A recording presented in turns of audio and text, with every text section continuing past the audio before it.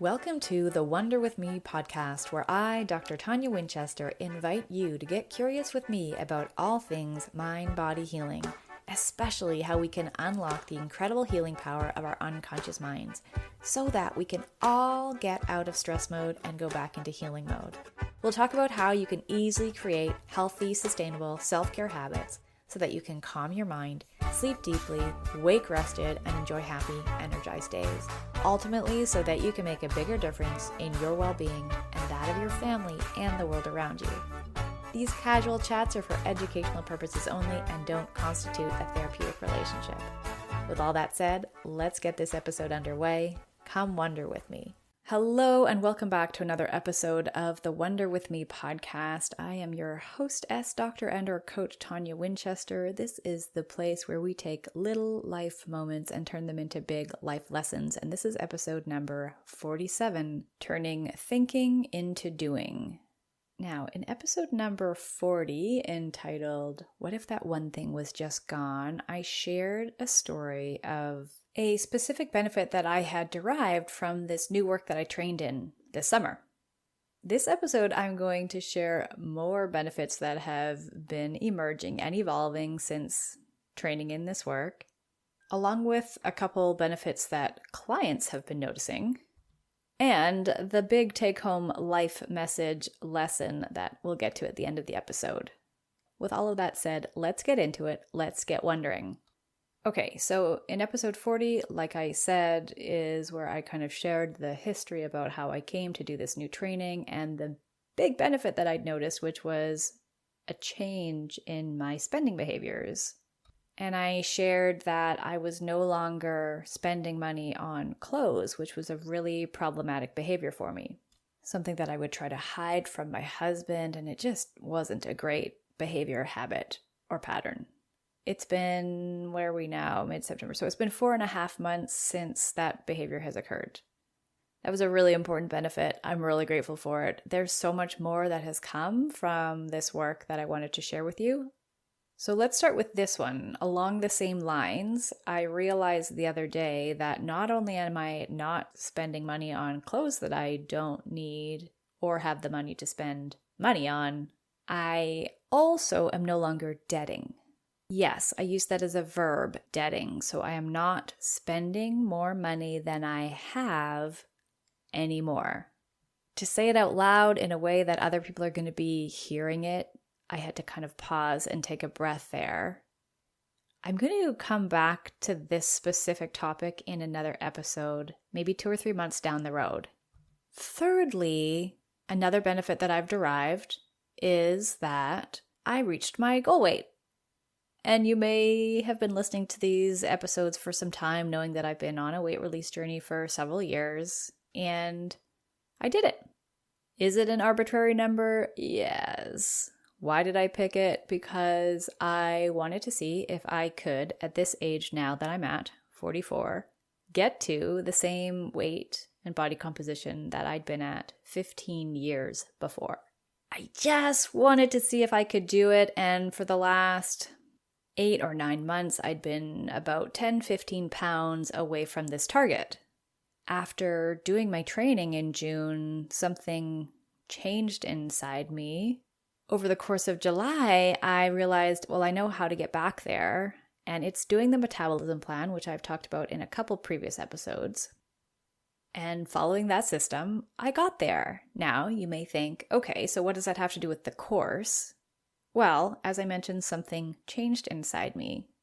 There was a couple behaviors that I was still doing that were preventing me from reaching this arbitrary target. After the course, I realized I just was ready to commit. I was ready to do what needed to be done to get there. No more dilly-dallying, thinking into doing. Okay, let's review what we have so far. Example 1, no more spending on clothing. Example number 2, no more debting. Example number 3, reached my target weight after committing to a way of eating and living that I knew would get me there. Now, all of these things that I've mentioned so far are me problems. There was an internal problem or misalignment or incongruency that was preventing or blocking certain behaviors, the behaviors of which would be the things that would actually help me get out of the problems I was having. That I can totally understand. Solve the internal problem, external behaviors change, new results happen. The next two examples I'm going to share are different. They're different because they involve other people's behaviors, which is different and observable. The first involves my husband, who I have spoken about before on this podcast. The poor thing. He's such a good platform for these life moments that become life lessons. I love this guy, and he is a mess. Not psychologically or emotionally. He's the most stable human I think I know. But physically, in his space, in our space, he's very messy.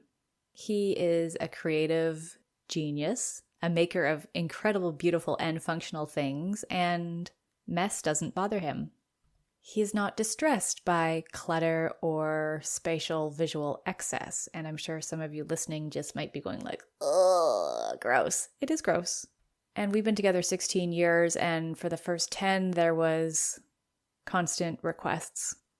Can you please, if you take food out of a package, can you just then put the package in the recycling or the garbage where it goes? Don't leave it on the counter for someone else, aka me, to clean up later. Can you please, when you're done with your dishes, just put them in the dishwasher or wash them right away? We tried to implement systems of, okay, one day I'll clean, one day you clean, one day I clean, you clean. Let's spend 30 minutes cleaning at the same time. We had all these approaches over the years that would last for a day or two and then just slide back into the old pattern of him making a mess, not cleaning up, me being bitter because I don't want to clean up after a grown-ass man. Do you feel me?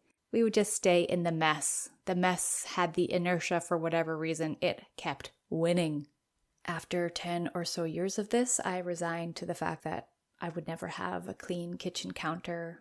Coming home with groceries, I would have to put them on the floor, or it's time to make dinner, have to spend 20 to 30 minutes cleaning up first.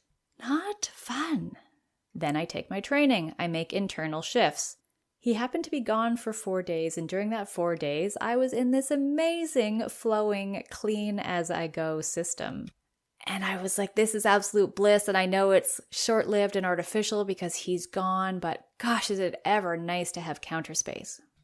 When he came home, I said, so great to have you back, and I will say that it has been so nice to have the kitchen counters clean every day. I've been in this clean as I go system, and it is working for me. That was 5 weeks ago, and ever since, the counters have been clean. He's been cleaning up after himself. I didn't even really make a request. I just shared my observation, but because of my internal shift and whatever I'm rippling out and projecting out now, his behavior is different. And this is where it gets really cool. Okay, so 4 things. No longer spending money on clothes, no more debting, reach my target weight, my kitchen counters are clean, and then I have one more example, another external behavior example. Someone that I know very well and work very closely with is always right. Whatever idea I would bring to the conversation or the project we were working on, it would be, well, the problem with that is, and I think I have some pretty good ideas, but everything was shut down because of its flaws. And over time, I just learned to stay quiet. Do I advise that? No. Did I do it? Yes. I had a particular session around this issue using these new techniques that I'm really excited about. Something happened and has been continuing to happen. So now it's Tonia. What do you think about that? Hey, Tonia, I really want to hear your thoughts about that. Yeah, that's a really good idea. And at first I was so dumbfounded that all of a sudden there was value in what I was bringing and offering that was being received and recognized, that I didn't even know what to say. And it's been 5 or 6 weeks of this same encouraging pattern where I'm invited to the table to share my ideas and opinions, and they're received well. This was never discussed with this person. It just is now different. How do we explain that? How do we explain my internal shifts affecting other people's behaviors. Isn't that so fascinating? Doesn't that make you get so curious? Okay, and here's a client story. By session 3, she reports she's no longer drinking. And I said, but you were drinking a bottle of wine almost every night. And she's like, yep. And yesterday I had a really stressful day and I came home and I thought, yeah, this is when I would normally go buy a bottle of wine. And I didn't. I just didn't want to. And her experience with just not being interested in her coping strategy any longer, having no drive for it, is very similar to me and my spending on clothes. The thing was just gone. This person also started walking regularly. She had joined a group of women who were walking. She was very isolated and depressed before these changes took place. And then suddenly she's out and about every day.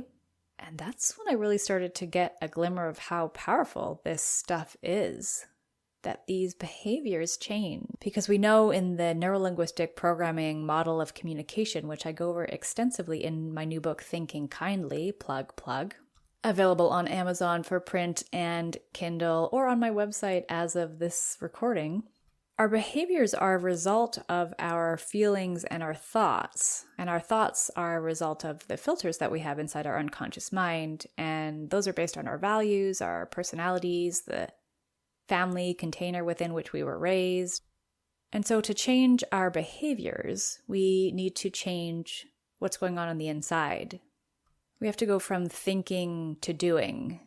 And that's where most people get stuck. And that's where I had been stuck for a long, long time. I knew what the problems were. I could think them through very clearly. And yet thinking about them didn't actually change my behaviors. So I had to go a step further up the chain effectively and change my filters.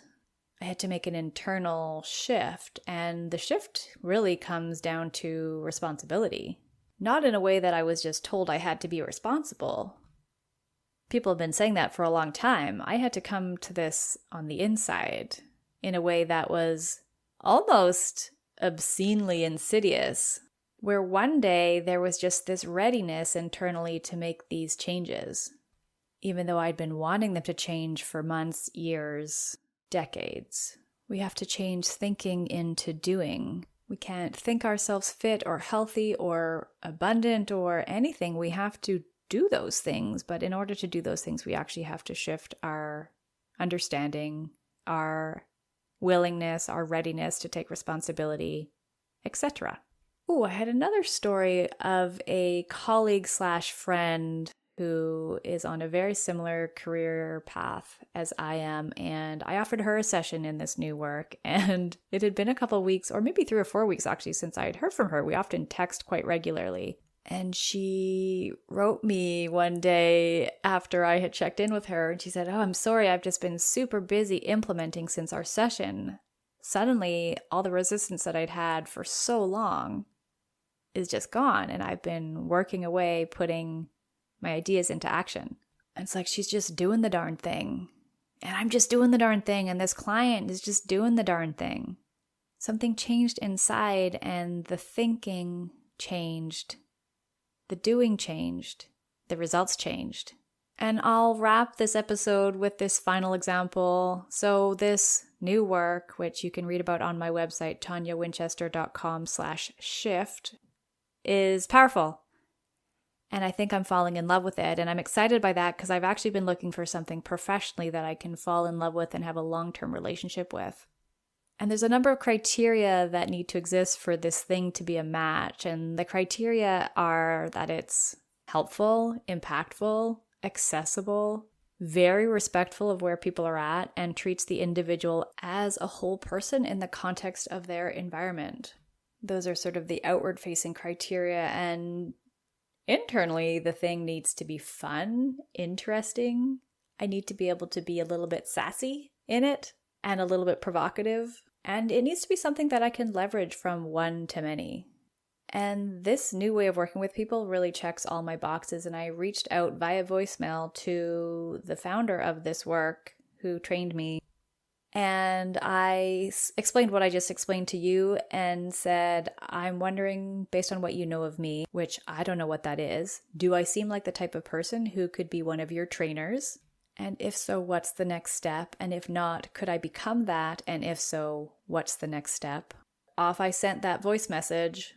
He's in the UK, so this was the middle of the night for him. And when I got back to my waking life and got to my phone eventually, he had replied and said, "Tonia, please consider yourself officially one of my trainers." No application, no interview, just yes. We set up a Zoom to go over the logistics, which I was expecting to be a series of trainings that I was going to do to become one of his trainers. And the Zoom conversation consisted of him just saying, "Okay, here's how you put an event on my website. Do you know how to embed a Stripe link?" "I do." "Okay, so you're all ready to go then." "Wait, I'm all ready to go?" "Yeah, just pick a date and go." "Oh, okay." And that took me some time to really wrap my head around that I'm ready to just do the darn thing. And I'm wondering if you're ready to just do your darn thing, whatever that thing is. And if you're not ready, if there's something that's keeping you stuck, like you're in a rut or bumping up against something or being held back by something, then I can help. Highly encourage you to check out the info on toniawinchester.com/shift. We can work together in this way that's content-free. No information about what you're actually struggling with is necessary to share. And get your insides to a place where they're different so that you're thinking differently, feeling differently, behaving differently, finally, and getting new results as a consequence of that. I would be happy to help. I'm super jazzed, if you haven't been able to tell by this podcast. And I'm going to leave it there. Thank you so much for listening. I look forward to connecting with you in the next episode of the Wonder With Me podcast. And in the meantime, may you choose to make all of your dreams come true. Hey, thanks for wondering with me today. If you've got something good out of this, then please forward this episode along to the people who you know could benefit. Be sure to subscribe, and if you're really keen, you leaving us a rating and review helps us to help more people, so thank you in advance for that. If you're wanting more insights about how you can leverage the power of your unconscious mind to go back into healing mode, head on over to toniawinchester.com, where you'll find my book, Breakthrough the Insomnia Cycle, and other helpful ideas. Thanks again, and we'll connect on the next episode of the Wonder With Me podcast. In the meantime, may you choose to make all of your dreams come true.